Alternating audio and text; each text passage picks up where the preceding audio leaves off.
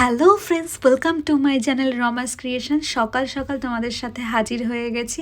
হ্যাঁ, আজকে থেকে সারাদিন আমি কি করি সেটাই তোমাদের সাথে আজকে শেয়ার করব, যে আমার কত কাজ থাকে, তো সেই সমস্ত কিভাবে আমি ম্যানেজ করি সেটাই তোমাদের সাথে শেয়ার করব। রোজকারের মতন সকালবেলা আমি ঘুম থেকে উঠে কোনো রকমে ফ্রেশ হয়ে কিছু ব্রেকফাস্ট নিয়ে আমার ডায়েটে যেটা থাকে সেটা করে তারপর আমি চলে আসি জিম করতে বা যোগা করতে। সপ্তাহে একদিন আমার যোগা ক্লাস থাকে, বাদ বাকি জিম আমার যেদিন সময় হয় আমি সব চেষ্টা করি প্রত্যেক দিনই করার। কোনো দিন বাই চান্স না হলে সেদিন স্কিপ করে যাই, কারণ শরীরের রেস্টেরও কিন্তু প্রয়োজন আছে।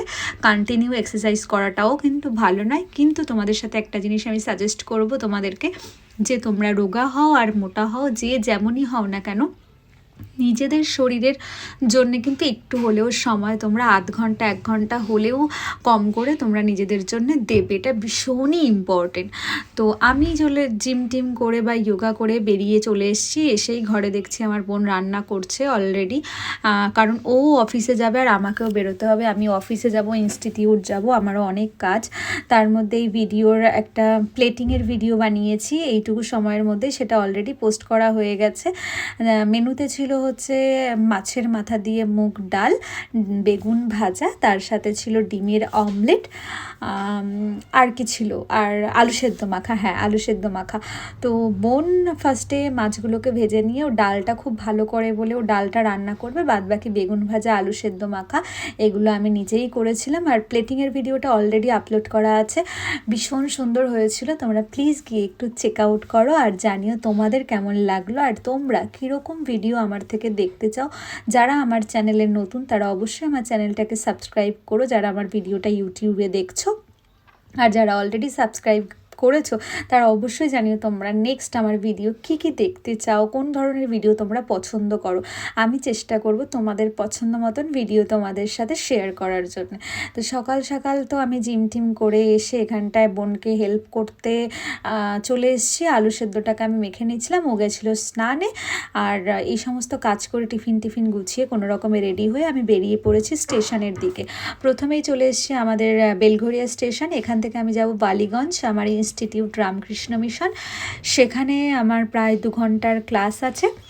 ক্লাসে যাওয়ার জন্যে প্রচণ্ড স্ট্রিক্ট আমাদের ক্লাস হয়, কিন্তু আমার প্রচণ্ড লেট হয়ে গেছিলো, তাও কিছু করার নেই। এত সুন্দর মা সরস্বতীর মুখটা আমি না দেখে আর তোমাদের সাথে শেয়ার না করে থাকতে পারলাম না।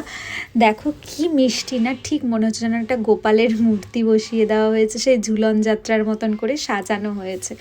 তো যাই হোক, এইসব করতে করতে আমার সাংঘাতিক লেট। প্রায় গেটের মুখে গিয়ে দেখছি কেউই নেই, গেট পড়ে গেছে অলরেডি। ভেতরে ঢুকতে দেবে কিনা জানি না, কিন্তু আমাকে শেষমেশ ঢুকতে দেওয়া হয়েছিল। ক্লাস করে বেরোতেই দেখছি এইরকম কলেজের সামনে একটা সুন্দর করে সাজানো ওই সরস্বতী পুজোর ডেকোরেশনটা এখনও আছে। তো যাই হোক, আমি এটা দেখে বেরিয়ে পড়লাম আমার গন্তব্যের দিকে। এখন আমাকে যেতে হবে মুকুন্দপুর ব্রাঞ্চে। সেখানে আমি যাব, আমার কাজ থাকে যেরকম রেগুলারের কাজ, সেই কাজগুলো করতে স্যালুনে যেতেই হয়। আমাদের 2টো ব্রাঞ্চ আছে, তোমরা হয়তো জানো কেউ।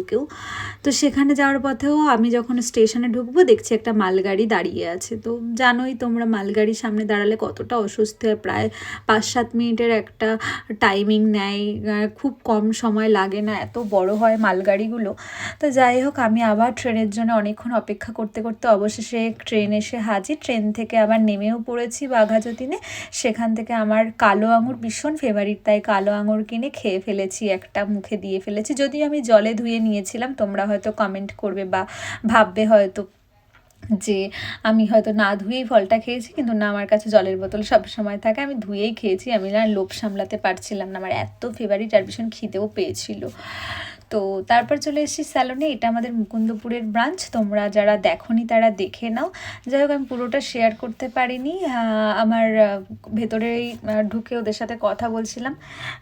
আমি এসেই তোমাদের সাথে যেটুকু পেরেছি সেটুকুই শেয়ার করলাম। তারপর কিছুক্ষণ পর আমি দেখলাম যে আমাকে ভীষণ টায়ার্ড লাগছে, তাই হেয়ার ওয়াশটাও করা ছিল না, হেয়ারটা ওয়াশ করে নিলাম। তো যাই হোক, তোমরা বলো কেমন লাগলো আজকের ভিডিওটা। হেয়ার ওয়াশ করে টোরে তারপর বেশ কিছু কিছুক্ষণ ছিলাম, সন্ধ্যের দিকে বাড়িতে ফিরেছি। আর সারাদিনের এত ক্লান্তির পর এই ওয়াশটা আর যখন মাসাজটা দেয় এত ভালো লাগে কি বলবো। আর আমার এই চুলটা সেট হলেই যেন আমাকে অন্যরকম দেখতে লাগে। এতক্ষণ একটা মানে পেতনি বুড়ির মতন লাগছিল, এখন তাও একটা মানুষের মতন, কিন্তু চোখে দেখো এখনও ক্লান্তির ছাপ। তো তোমরা জানিও তোমাদের কেমন লাগলো আজকের ভিডিওটা। এরপর আমি প্রায় সন্ধে 7টা নাগাদ বেরিয়েছিলাম, আর পৌঁছতে পৌঁছতে রাত প্রায় তখন বেজে গেছিলো আমার 9:30। তখন গিয়ে আবার ঘরের কিছু কাজ থাকে সেগুলো করে আবার রাতে ঘুমিয়ে পেরেছিলাম। ফেরার পথে ট্রেনে যা মারাত্মক ভিড় ছিল আর কি বলবো। দেখো এই ভিড় ঠেলে আমাকে যেতে হবে বাড়িতে। তো যাই হোক, অবশেষে বাড়ি পৌঁছে গেছি। আর আজকে এখানেই শেষ করছি। ভিডিওটা কেমন লাগলো অবশ্যই জানিও, ভালো লাগলে লাইক কমেন্ট শেয়ার করো। টাটা।